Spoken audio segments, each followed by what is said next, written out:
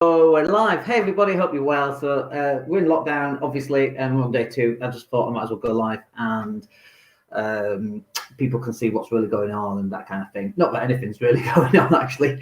It's quite dull. In fact, I've got a list of things I'll go through in a minute, but there's some good stuff and some not so good stuff, I suppose. So we'll go through it anyway.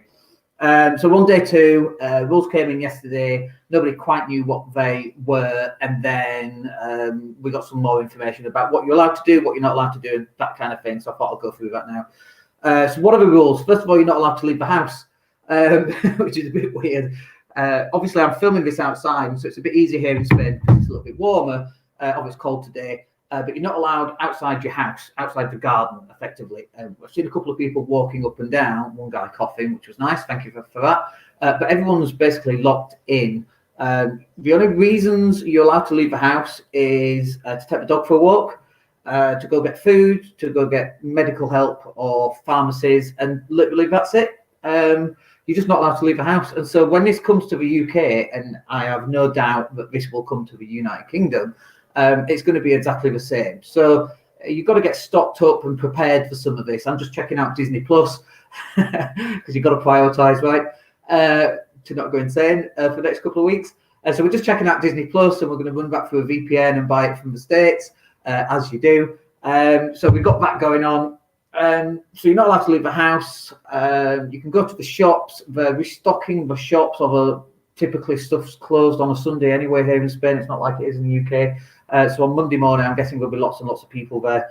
Now, what was really interesting was at 10 o'clock last night, there was this thing on Facebook where you go onto your balcony and you applaud for the people who are working in the emergency services and keeping power on and all of that kind of thing, because they still have to go to work. So the other reason why you're allowed to go outside is to go to work, but I'm guessing the only people that are allowed to work are those people who are keeping the country actually running: power, water, toilet stuff, all that kind of thing, sewage, etc. If you're working in bars, restaurants, cafes, it's all shut. If you're working in a sports shop, it's shut. If you're working in, what's the shop called, Primark, it's shut. But at 10 o'clock last night, it was really interesting. We went upstairs onto our, we've got a terrace here just off the bedroom, and we went onto that, and at 10 o'clock everyone starts whooping and clapping and that kind of thing. And I'll post a video of that underneath this one so you can actually see it. But I thought that was quite nice, actually, and gives us kind of a sense of solidarity to people. Now, one of the big things here in Spain is that we have a lot of people who live in apartments and that kind of thing. So if they're, and obviously you've seen the footage from Italy, so if they're in apartments, you know, they've got a little balcony that they can go out onto, and that is it. And so I think they're going to get a bit of cabin fever. And the other side of this is I actually work from home all day, every day. And so I'm used to being isolated, but what I'm not used to is being isolated with my wife and my little one. So that's a bit weird because my whole routine's been thrown off. And it's only a Sunday anyway, but normally on a Sunday we'd be out and going to do different stuff, but you're not allowed out your front gate. And so next week for us is actually school holidays. And again, it's quite a lot different because normally in school holidays we'd get up and would go out and we would go to wherever we go, but it's just not allowed to do that. So it's just a bit weird. But the 10 o'clock thing was quite nice, and apparently we're doing that every night, but it was quite nice. We joined in, so you clap for a bit and then you'd listen and then other people would clap. It was really nice, actually. Yesterday, as the thing came through and we found out that everybody, you know, shutting down, first of all, we missed out a couple of items. I'll talk about that later in a few minutes because you find that quite funny. But one of the things was I wanted a camera from MediaMarkt, which is basically PC World, but it was shut. So some of these big shops were shut, and it was only Carrefour and the other supermarkets that were open. So I went to Carrefour, and as I pulled into the car park, the car park was rammed. Like, it was beyond rammed, and I just turned around and came back because I didn't want to go into that building knowing that there's a very good chance that people have got it. Now, I actually know someone who's got it. Okay, I found out last night, and it kind of took my breath a little bit because I was in a little bit of shock. They'd been to Seville, and then I think they'd been to Dubai, and then they came down ill. So a little bit of shock. So I didn't want to go into the supermarket just for a camera. I've got the camera. It just, you know, it's just a second camera. It's not like life-threatening or anything. We can live without it, you know. but I didn't want to go in. But it was absolutely rammed, and I dreaded to think what the inside of that store looked like. It was a big Carrefour, like a big Asda, if you like, or one of those Tesco's extras. But it was absolutely rammed. It'd be interesting to see how much stock is going to get stocked back up. The news from the government says that there will be no shortages. I don't trust governments, as you probably know, so we'll see how that goes. So then the next thing that we realised, and we started this, I mean, I had the little one off for Thursday and Friday because she has got a little bit of a cold, and it is a cold, not the other thing.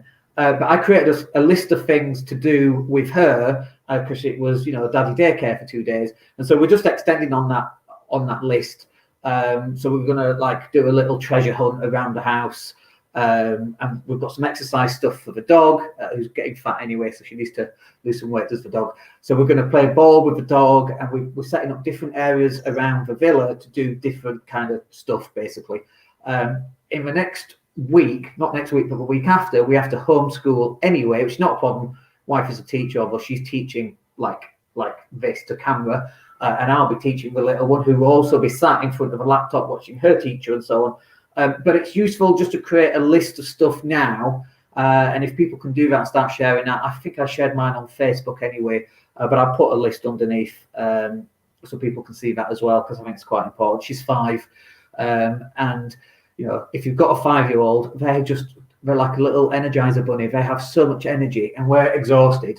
They just want to keep playing. And then the other side of it is just setting some expectations for them that they can't hug the TV. I am going to put basketball on, even though it's not on. We've got games I can watch. Because from a mental health point of view, mum and dad also have to make sure that we're not going cabin feverish. And so, mum needs time away, around the house somewhere. I need time away. You just need time to yourself. And I think it's important for everyone to get that. Yesterday, the cleaner turned up. And we'd already discussed this. If you've got any questions, by the way, just stick them in the comments. I can read them, that's why I'm looking down. But the cleaner turned up yesterday, and we'd already made the decision. If she turned up, we were going to pay her and send her on her way. We didn't want her coming in. And she's Spanish and speaks very little English, and we're English and speak not great Spanish. But she turned up, and we explained, because of coronavirus, that we didn't want her coming in, and here's the money. She didn't want the money, but she hasn't got a lot of money out, so we were fairly insistent, and so she took that money, and that was good. And she went, and wife is on a mission now, doing the house top to bottom. I don't know what this is about. I don't know why that is, but it's just I don't know why people. Anyway, I don't know why people feel the need to do that. Like, we're on day 2. It's like, we've got another couple of weeks here. Anyway. When I drove past Bricomart, which is like B&Q, it was open yesterday, and I was like, let's not bother. I'm not going to tell the missus that it's open because she will, go get some paint, and then she'll have me painting something. Do you know what I mean? And I was like, I'll just keep quiet about that. The last thing I want to be doing is painting, quite frankly. And then the final thing I was going to say was we at 9 o'clock yesterday morning, we went to Lidl, and there was a queue outside, about 30 people. And there's certain things that we'd forgotten, so that's why we went up. Other than that, we've got everything that we need to last a month, maybe 45 days, to be honest with you. So we just bought little bits of extra all the time, of extra bits and bats. So the stores were all fully stocked, but we just bought an extra toilet roll when we got our usual lot. And every time we go, we just get one extra. So we're not buying 5 or 10 at a time. So there's always enough around for other people to get them as well, because we're very conscious of that. And then I'm also very conscious of, who's around us, who's old or frail or incapable of maybe getting a bigger shop, maybe from a financial perspective and so on. Is there anybody that we can help? I thought it was quite a nice thing to do, but we don't really know anybody. There's one lady down there, a bit further down, so she was on a balcony last night clapping as well. She speaks a tiny bit of English, but we might just shout down and ask her if she's okay, just to double check. And I think that's the right thing to do as well. If we've all got neighbours, and you have a community spirit of people clapping on the balcony. I thought that was really nice. And that community spirit is what will help everybody get through it. But we did forget a couple of things, and I'll share them right now. Like stuff that you don't think about. It's like, we're going into lockdown. You need food. Obviously, you need food and toilet rolls. We need 17 billion packets of that. So we've got some toilet roll. We've got pasta. We've got rice. And we have bottles of water. So 8-litre bottles. We've got maybe 100 litres of that to get us through. So we'll get, 2 or 3 litres a day, maybe 4 litres a day. So that will get us through 20 days worth, we can refill it at the bottom. But there are other bits that we forgot as well. So things like razor blades, for example. I shaved yesterday and I was checking and I got 2 blades left. I'm like, how long do 2 blades last me? And I just don't really know. So I was like, okay, need to buy some more blades and some more shaving foam. And then what else was it? Like deodorant. I'm on the last can of deodorant and I haven't got deodorant. So I bought a couple of extra cans. It's just stuff that you don't think about because you think about the urgent stuff. You never see it in zombie films or in The Quiet Place. Is it The Quiet Place? Where they get taken over by aliens and they eat you up if you make a sound. They never, do you know what I mean? You never see them shaving or having deodorant or any of that kind of thing. It's like, oh, you just kind of forget about that.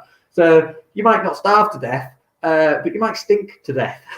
So I thought that was quite funny. Just a few little bits that we kind of forgot. And then the other thing is, because we've got a 5-year-old, is like arts and crafts.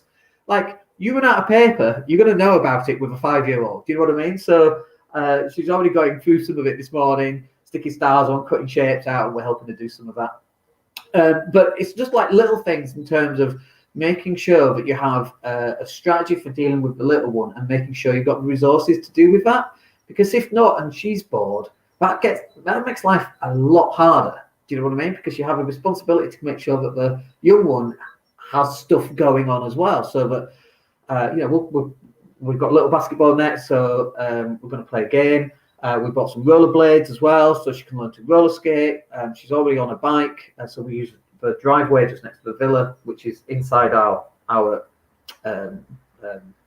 boundaries, if you like, so she can learn to ride the bike up and down there, learn to rollerblade a little bit. And it's about just giving her some physical exercise and some mental exercise as well to make sure that she's safe and not getting bored. And also, we kind of haven't mentioned much to her about what's going on because we're in lockdown. So she knows we're in lockdown and she's asked why, and we're saying it's because people are getting ill. And in order to make sure that people don't get ill, we're all going to stay in our houses for a little bit, for a couple of weeks. And so she's kind of getting that. And there's some videos going around to show your kids what's going on. Some friends of ours live in Portugal, Lee, if he's on. They've got, I think, 13 and 15-year-old, and they're really stressed out about it. They get quite anxious because they know something's going on. And so it's important to pass this information on to people at a younger age in an age-relevant manner. I'm lucky because my wife's a school teacher, so she understands that better than me. Otherwise, I'd just be like, no, there's a zombie apocalypse going on. We're not going out because there's zombies everywhere. That's probably what I would say. That's not quite age-related, is it? So it's just something to think about if you've got young ones as well. If you've got any comments, got any feedback, let me know. We'll probably go live tomorrow because what the heck else are we going to do? I am live in my Facebook group tomorrow anyway, which is it's on my online Facebook group. Just come and find me on Facebook and come and join. Or you can go to daniellatto.co.uk/mastermind. Come join me in the Facebook group. I'm going to talk about business tomorrow. But we'll also go live and talk about coronavirus and let you know how the lockdown's going. It is a little bit eerie. So in terms of cars going past, I think that a car's just gone past and it's what's triggered it for me. That's the first car we've seen this morning and it is now 11:20 here in Spain. So that's the first car that we've seen go past. There was a couple that just walked past before I went live, and one guy was coughing. I was like, thanks for that. So I went inside and closed the door. I know we're a good couple of meters, we're 10 meters away, but I'm not risking anything. They walked past, and I think that's it. That's literally all we've seen. Here in summer, or here in winter, I should say, the house next door, the house opposite, the other house there, there's another house over there, and there's another one just down there. There's nobody in these houses. So it's very, very quiet because in winter, they go to their winter house. And then when it's summer, they come to this. We live in a kind of a touristy area for non-Brits, if you like. And so they go to a summer house and next door's a summer house. So it's empty around here. There's literally nobody here where we are right now. Hi, Lucy, are you okay? That's okay. A little 5-year-old just saying hello there. So there's nobody in these houses, so it's really, really quiet. We've got apartment blocks over there, and maybe tomorrow I'll go live. I'll show you some of the apartment blocks. But even then, there's maybe 6 or 7 floors, and I can see maybe 10 apartments, and there's nobody in them. A couple of people last night were clapping at 10 o'clock. But it's very, very quiet right here. And I actually prefer that. I'll be honest with you. If we were in the UK right now and on a lockdown, I would be more concerned. Mostly because people don't listen to the lockdown, think it doesn't apply to them. There's always those people. And I'm pretty sure there's those people here as well. But the fact that we're in this environment where nobody's actually here anyway at this time of year, that suits me a lot better. My job as dad and husband is to protect my family as much as possible. And one of the regrets I did have was not getting the crossbow purchased on Amazon. A bit extreme, maybe, we'll see. One other thing I was going to say, something that I thought about, was that if you're in America right now, like we've all seen that film of what happens when society kind of breaks down a little bit. And I saw earlier on Twitter that the amount of people stocking up on guns and ammo has gone through the roof in the States. Now we've all seen that film, various zombie films. We've all seen all of it, and we know how that kind of ends up. And I'm kind of glad I don't live there. People do have guns here, the police have guns here, but the general population doesn't. But it's like, who knows? In 3 weeks' time, on day 27, 28, whatever, it'll be interesting to see. Maybe I'll all be dishevelled and we're fighting for our lives. But I don't think so. I think it should be fairly calm. But who knows? It could be quite interesting. That'll do us for today. I hope you find that useful. We'll catch up with you in tomorrow's session. And if you've got any questions, let me know. I hope it's useful. Take care of yourself. Stay at home. If you're in the UK right now, I would be self-isolating. I won't be doing any meetings. I won't be going to the pub. I won't be touching anybody, anywhere, going near anybody. I won't be shaking hands. I won't even be bumping elbows. I won't be doing any of that shizzle. I would get your backside back at home, and I would be keeping my kids off school. And if the fines came, fine, I'd pay the fines, or I would be arguing.